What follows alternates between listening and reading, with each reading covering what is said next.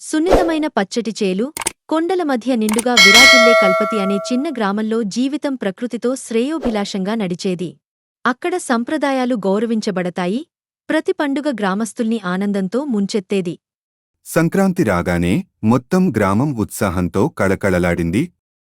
ఇళ్లు శుభ్రం చేయబడ్డాయి, అలంకరణలు పెట్టబడ్డాయి, సంప్రదాయ వంటకాల మజ్జిగ కమ్మదనం గ్రామాన్ని నింపింది. పండుగ మొదటి రోజున గ్రామస్తులు భోగి మంటల చుట్టూ చేరారు. గతాన్ని దహనం చేసి కొత్త ఆనందాలను స్వాగతించే సంకేతంగా దీన్ని వెలిగించారు. ముఖ్య పండుగ రోజున సూర్యుడు ఉదయించగానే ఆకాశం గాలిపటాలతో రంగుల పటాకులా మారింది. పిల్లలు పెద్దలు తమ గాలిపటాలు ఎక్కువ ఎత్తు ఎగరమంటూ పోటీపడ్డారు. చివరి రోజు గ్రామస్తులు తమ పశువులను గౌరవించడానికి చేర్చారు. వాటిని స్నానం చేయించి రంగురంగుల అలంకరణలు, పూలమాలలతో అందంగా తీర్చిదిద్దారు. సూర్యుడు ఆస్తమించిన తరువాత గ్రామం ఒక మహా విందు మరియు సాంస్కృతిక ప్రదర్శనల కోసం చేరింది. పాటలు, నృత్యాలు, పంచుకున్న కథలతో జీవితం సంప్రదాయాల సంబరంగా మారింది.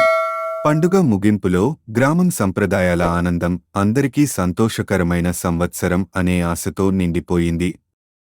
కల్పతిలో సంక్రాంతి ఆత్మ ఉత్సవంగా పునరుజ్జీవనం అయింది.